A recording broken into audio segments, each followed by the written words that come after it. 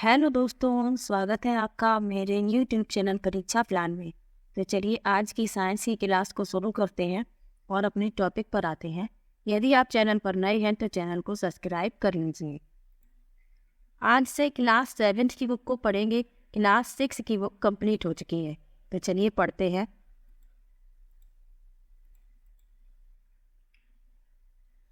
पहला लेसन है पादपों में पोषण।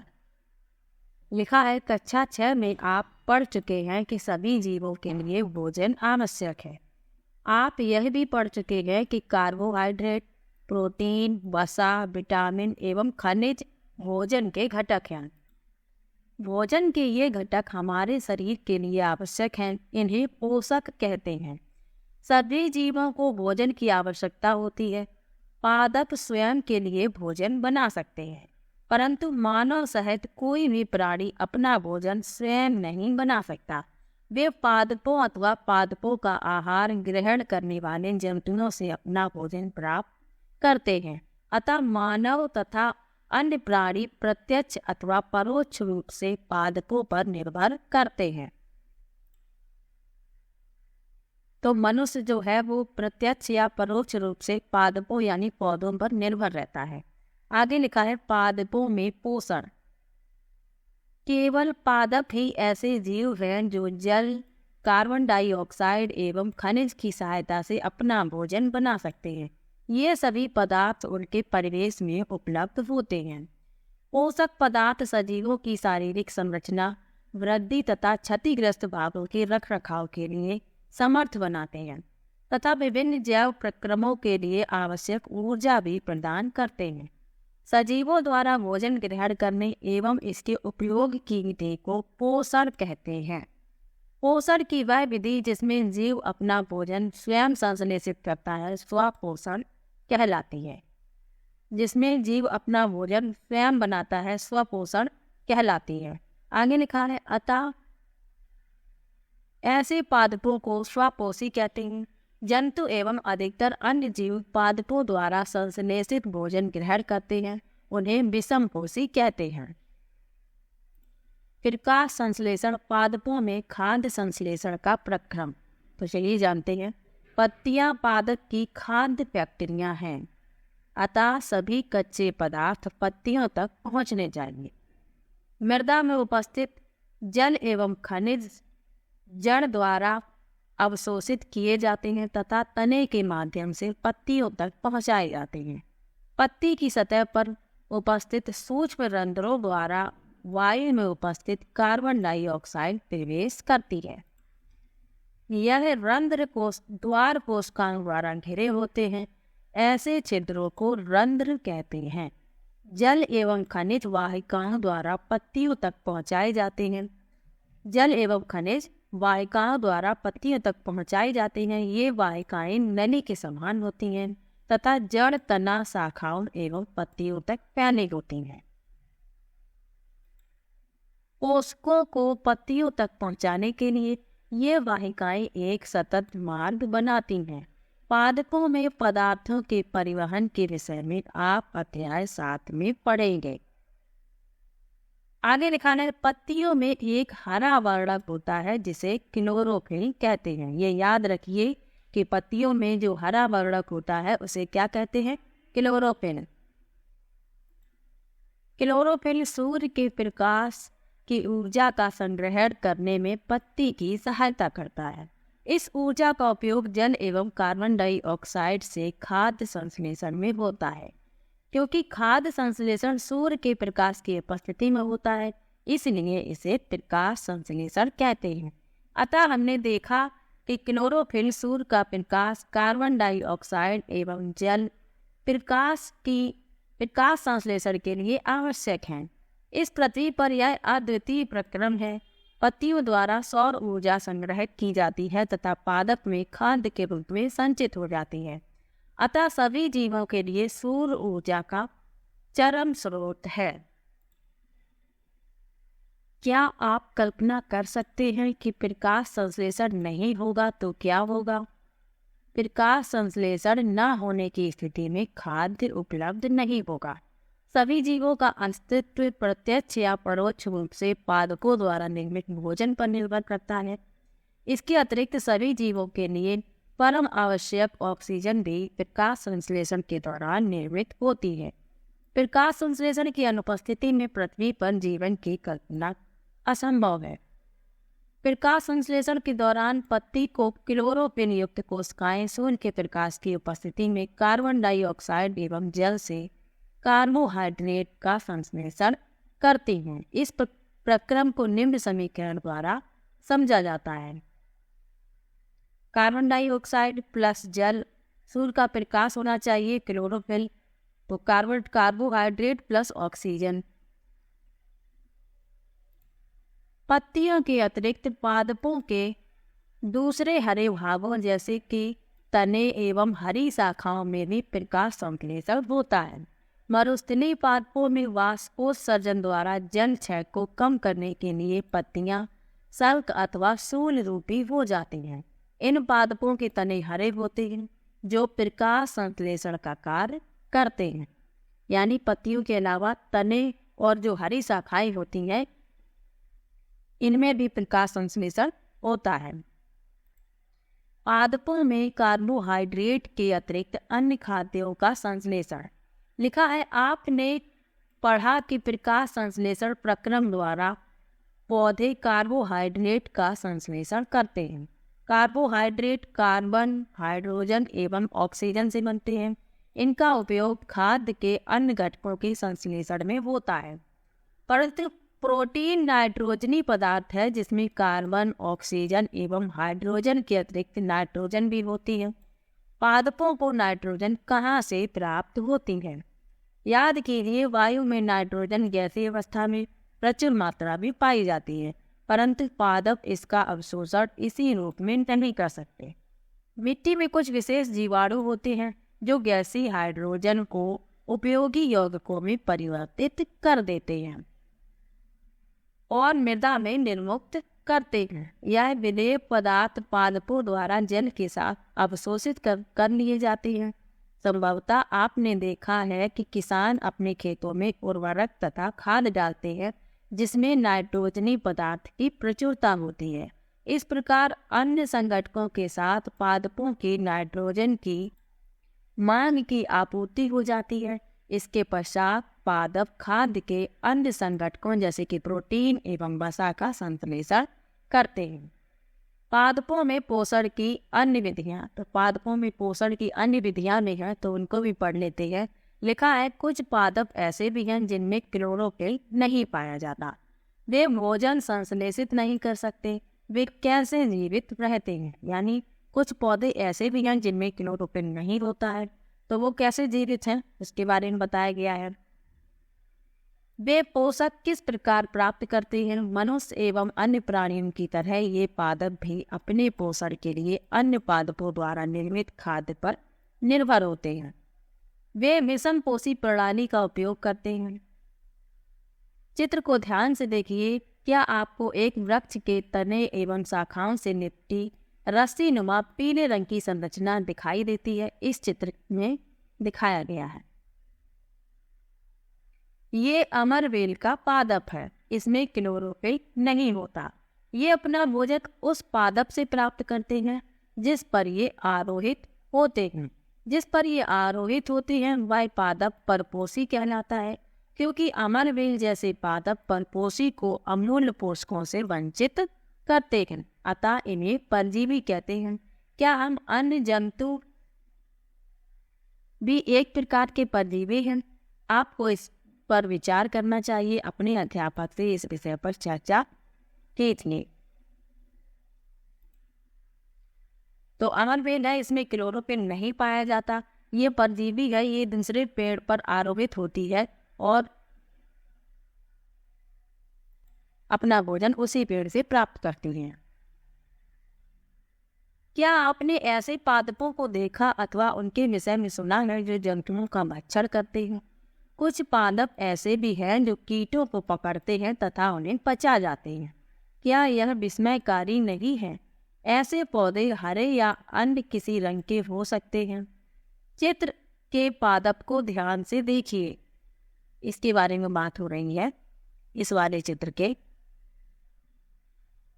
इसकी घड़े के समान दिखाई देने वाली संरचना वास्तव में उसकी पत्ती का रूपांतरित भाग है। पत्ते का शीर्ष भाग घड़े का ढक्कन बनाता है। घड़े के अंदर अनेक रोम होते हैं जो नीचे की ओर ढलके रहते हैं, अर्थात अधोमुखी होते हैं। जब कोई कीट घड़े में प्रवेश करता है तो यह उसके रोमों के बीच फंस जाता है। घड़ों में उपस्थित पाचक रस द्वारा कीटों का पाचन हो जाता है। कीटों का भक्षण करने वाले ऐसे पादप कीटवच्छी पादप कहलाते हैं। वीनस फ्लाई ट्रैप तथा सनड्यू कीटवच्छी पादपों के दो अन्य उदाहरण हैं और यहाँ पर ये छपे हुए हैं। ये कौन कौन से हैं? ये घटपर्णी है जिसे पिचर पादप कहते हैं और ये इसी में घड़े एवं ढक्कन जैसी संरचना होती है। तो ये कीटवच्छी है, ये छोटे छोटे कीड़ों को अपना भोजन बनाते हैं। आगे लिखा है, क्या यह संभव है कि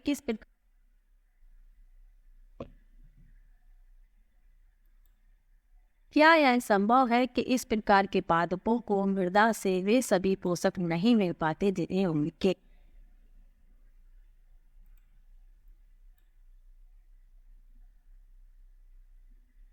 मृतजीवी। अब पढ़ते हैं मृतजीवी के बारे में।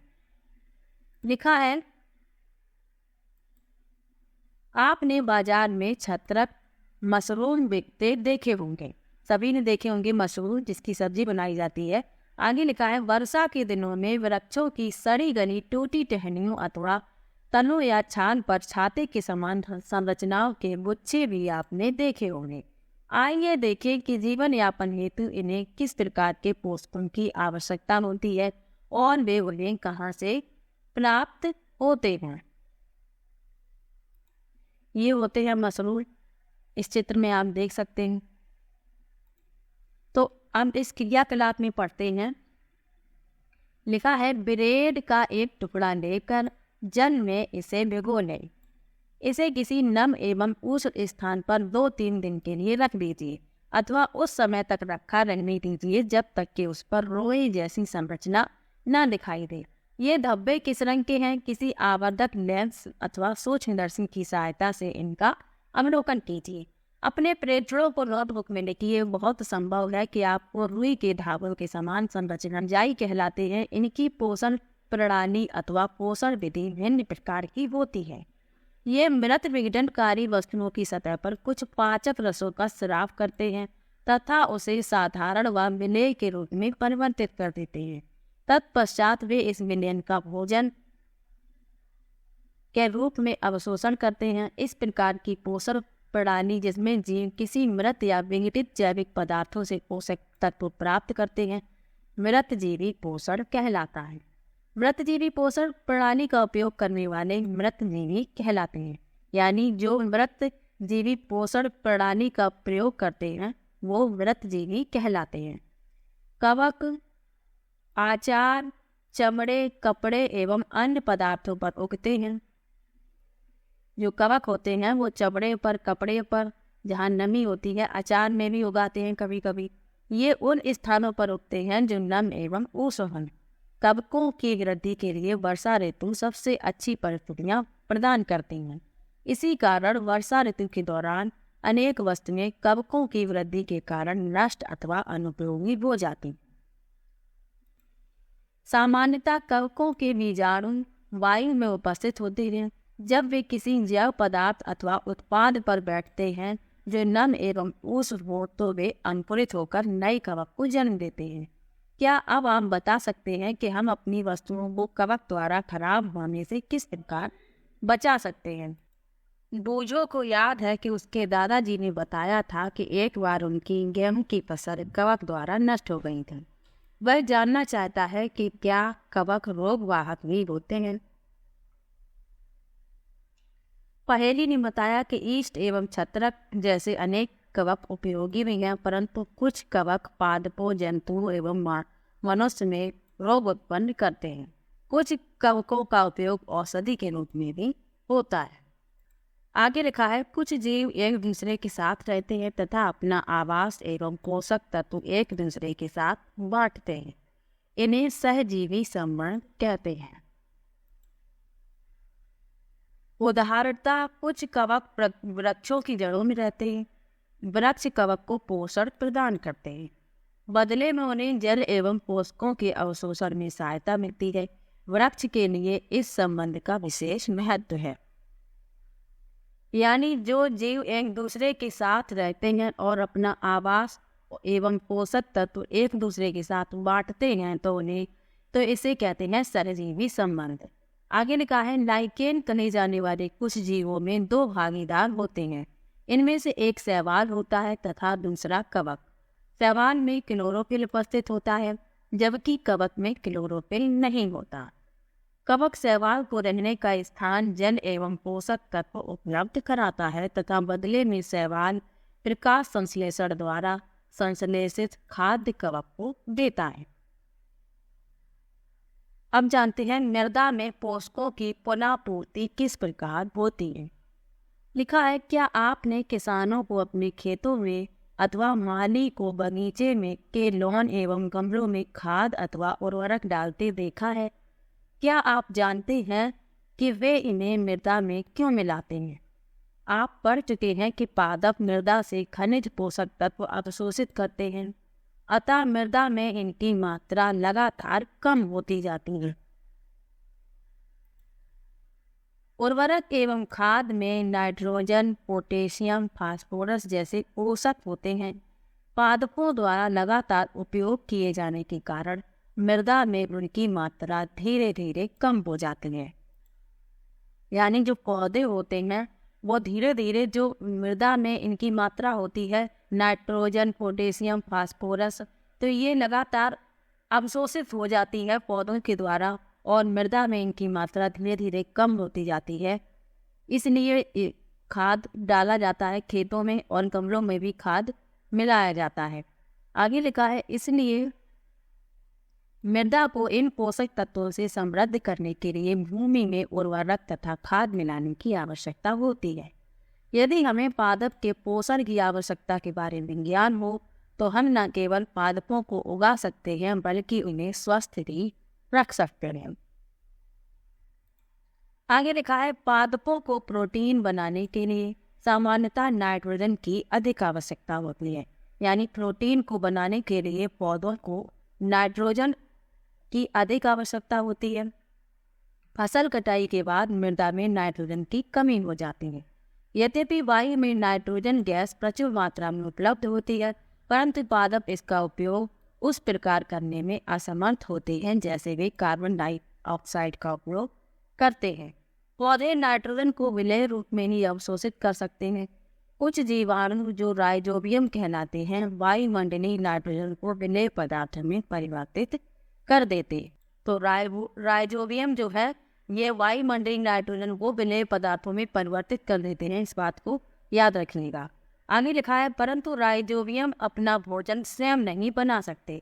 ये चना, मटर, मूंग, सेम तथा अन्य फलीदार पादपों की जड़ों में रहते हैं तथा उन्हें नाइट्रोजन की आपूर्ति करते हैं। अधिकतर दालें फलीदार पादपों से प्राप्त होती हैं। इसके बदले पादप राइजोबियम जीवाणु को आवास एवं खाद्य प्रदान करते हैं, अतः उनमें सहजीवी संबंध होता है। तो राइजोबियम कहाँ रहते हैं? चना, मटर, मूंग, सेम और जो फलीदार पादप होते हैं उनकी जड़ों में, और ये उन्हें क्या करते हैं? नाइट्रोजन की आपूर्ति करते हैं। आगे लिखा है, इस संबंध का किसानों के लिए विशेष महत्व है। दालों की फसलों के लिए उन्हें मृदा में नाइट्रोजनी उर्वरक देने की आवश्यकता नहीं पड़ती। यही नहीं, दाल की फसल उगाने के बाद अगली फसल के लिए भी सामान्यतः उर्वरकों की आवश्यकता नहीं रहती। इस अध्याय में आपने पढ़ा कि अधिकतर पादप स्वपोषी होते हैं। बहुत कम ही पादप अन्न पोषण प्रणाली अपनाते हैं, जैसे परजीवी एवं मृतजीवी। परजीवी एवं मृतजीवी दूसरे पादपों से पोषण प्राप्त करते हैं। सभी प्राणी अपने भोजन के लिए पादप तथा अन्य प्राणियों पर निर्भर रहते हैं, अतः उन्हें विषमपोषी के रूप में समूहीकृत किया गया है। क्या हम कह सकते हैं कि कीटवर्षी पौधे आंशिक विषम पोषी हैं? अब एक बहुत महत्वपूर्ण तथ्य है कोशिकाएं, तो इनके बारे में भी पढ़ लेते हैं। लिखा है, आपने देखा है कि इमारतें ईंटों से बनती हैं, इसी प्रकार सजीवों का शरीर सूक्ष्म इकाइयों से बनता है जो कोशिका कहलाती है। कोशिकाओं को सूक्ष्मदर्शी द्वारा देखा जा सकता है। कुछ जीव मात्र एक कोशिका के बने होते हैं। कोशिका एक पतली बाह्य संरचना द्वारा घिरी होती है जिसे कोशिका झिल्ली कहते हैं। इसमें केंद्र में स्थित एक सुस्पष्ट संरचना भी होती है जो केंद्रक कहलाती है। केंद्रक की चारों ओर जेली के समान एक पदार्थ से घिरा होता है जिसे कोशिका द्रव कहते हैं। इस चित्र में देख सकते हैं, ये है केंद्रक, ये कोशिका द्रव है और ये कोशिका झिल्ली है। ये